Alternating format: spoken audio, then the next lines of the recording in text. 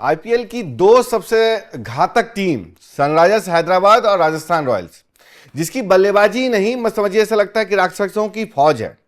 Travis Head, Abhishek Sharma, Henry Klaasen, Ishan Kishan Sunrisers Hyderabad में, वैभव सूर्यवंशी, ध्रुव जुरेल, यशस्वी जायसवाल सहित तमाम ऐसे बल्लेबाज हैं जो कि राजस्थान रॉयल्स के पास है। राजस्थान रॉयल्स लगातार जीत भी रही थी। सनराइजर्स हैदराबाद की बल्लेबाजी शानदार है, वो 200 से ऊपर के ही टारगेट करते हैं, जा भी रहे थे। यानी कि बल्लेबाजी दोनों टीम की एकदम शानदार है, घातक है। और इनके बीच में जब मुकाबला हो तो सोचिए कौन जीतेगा। वही टीम जीतेगी जो आउट ऑफ सिलेबस परफॉर्म करेगी। यही कुछ राजस्थान रॉयल्स के साथ हुआ। मतलब जो कुछ ईशान किशन ने किया वो समझिए बिल्कुल रेयान पराग के लिए, राजस्थान रॉयल्स के लिए आउट ऑफ सिलेबस था। कुमार संगकारा के पास भी इसकी तोड़ नहीं थी कि इसको कैसे निपटे। आखिर क्या हो गया जो उनके विजय रथ को एकदम से ब्रेक लगा दिया। आखिर ईशान किशन ने ऐसी कौन सी रणनीति चली है कि राजस्थान रॉयल्स जो है एकदम उसके परखच्चे उड़ गए और जमीन पे आ गई। ये टीम जो शाही तौर से खेल रही थी, टीम उसको समझ नहीं आ रहा था कि बल्लेबाजी क्या हो रही है।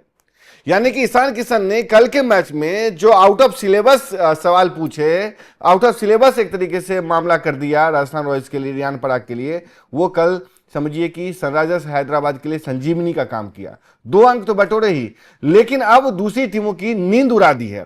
कैसे?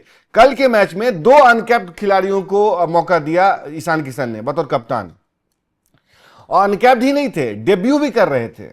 यानी कि भारत के लिए कभी नहीं खेल रहे थे, साथ ही साथ समझिए आईपीएल में भी पहली बार खेल रहे थे। और जिसको मौका दिया वो अपने जीवन में 2 ही मैच खेला है, T20 की बात करूं तो।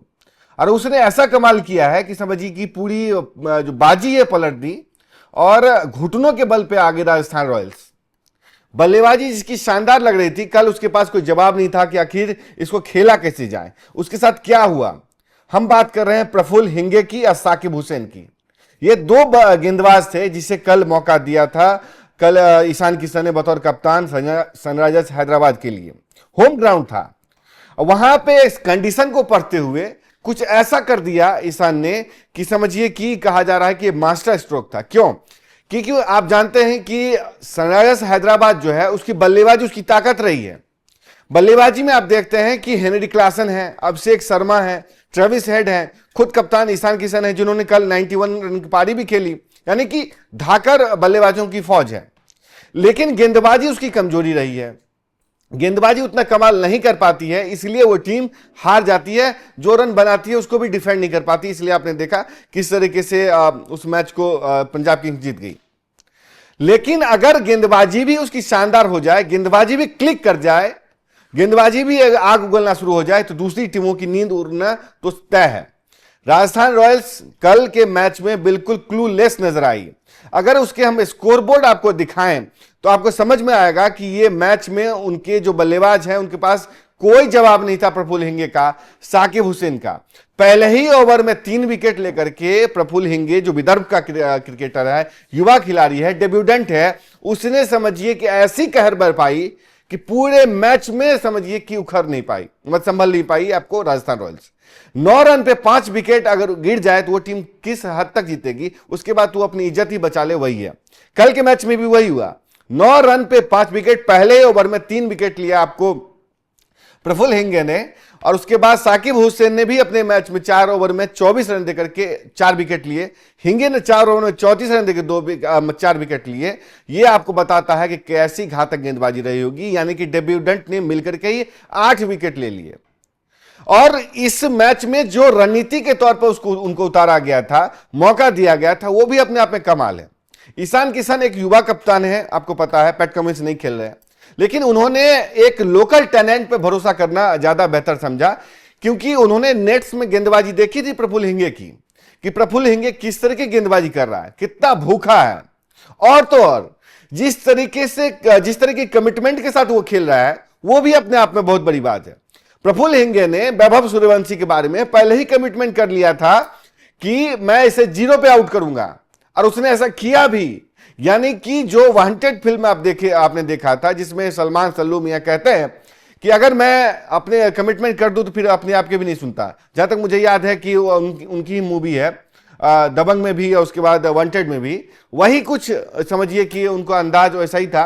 उन्होंने कमिटमेंट कर दिया था, पर्ची पे लिख दिया था कि वैभव को 0 पे आउट करूंगा, और 0 पे आउट भी किया, और कितना बड़ा मोमेंट था वो, हम आपको तस्वीरें भी दिखाएंगे। लेकिन अगर बल्लेबाजी क्रम आपको हम बताएं कि किस तरीके से ढह गई, एकदम ताश के पत्तों की तरह ढह गई। ताश भी समझिए मजबूत होगा, लेकिन जिस तरीके से हवा में उड़ गई, मतलब साकिब हुसैन और जो प्रफुल्ल हिंगे की सुनामी थी ये, उसमें एक तरीके से एकदम बह गई, उड़ करके रह गई राजस्थान रॉयल्स, और जैसे तैसे इस मैच में 100 का आंकड़ा पार किया। वो भी जडू थे तो उन्होंने पार कराया, वरना ये टीम समझिए कि 50 के अंदर भी सिमट जाती। जिस तरीके की गेंदबाजी हुई, देखिए यशस्वी जायसवाल 5 गेंद खेलते हैं, 1 रन बनाते हैं।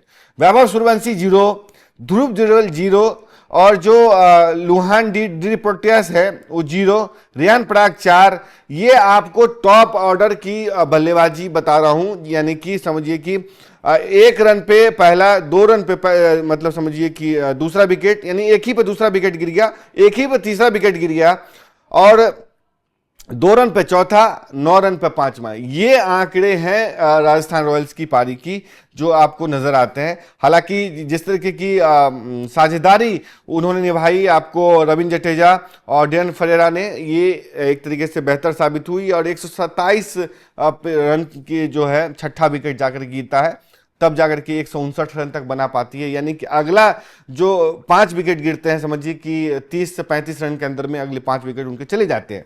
ये कुछ आंकड़े रहे कल के मैच में, लेकिन प्रफुल्ल हिंगे ने जिस तरह की गेंदबाजी की है वो आपको बताने के लिए काफी है कि राजस्थान रॉयल्स के पास इसका कोई जवाब नहीं था। विदर्भ का एक क्रिकेटर की जो भूख थी या जो काबिलियत थी, सलाहियत थी, उसको देखा कि आउट ऑफ द बॉक्स जो है थिंकिंग अप्लाई करो, क्योंकि जो अब तक की गेंदबाजी रही है उस लिहाज से सनराइजर्स हैदराबाद अपनी गेंदबाजी फ्रंट पे ही पिटती आ रही है, इसलिए सोचा कि बिल्कुल ही चेंज कर दो। और इस लिहाज से देखें, जो लगातार राजस्थान रॉयल्स जीत रही थी उस पर ब्रेक लगा दिया, और अपने पॉइंट्स में भी सनराइजर्स हैदराबाद ने 2 एक तरीके से पॉइंट्स जोड़े, और 5वीं लगातार जो जीत है राजस्थान रॉयल्स के खिलाफ वो है सनराइजर्स हैदराबाद की। तो ये भी अपने आप में कुछ स्टैट्स हैं, और प्रफुल्ल हिंगे को अब देखने की बात है कि आने वाले मैच में किस तरीके से अप्लाई करती है, किस तरीके से इस्तेमाल करती है जो सनराइजर्स हैदराबाद की टीम है, क्योंकि जो उनके ट्रेडिशनल बॉलर्स हैं वो कुछ बेहतर नहीं कर पा रहे थे। तो इसलिए लिहाज से अब देखने की बात होगी कि कैसी उनकी रहती है। देखिए प्रफुल्ल हिंगे, साकिब हसन, ईशान मलिंगा, शिवांग कुमार, नीतीश कुमार रेड्डी और हर्ष दुबे, ये आपको कुछ बड़े नाम ऐसे नहीं नजर आते हैं जिस तरीके के नाम आपको दूसरी टीमों में नजर आते हैं। बिल्कुल नई लाइनअप जो होते हैं, हमने देखते हैं ना कि बल्लेबाजी नई लाइनअप खिलाई, बिल्कुल गेंदबाजी की नई लाइनअप, नई पौध जो है ईशान किशन ने बतौर कप्तान खिलाई, उसका फायदा उनको मिला।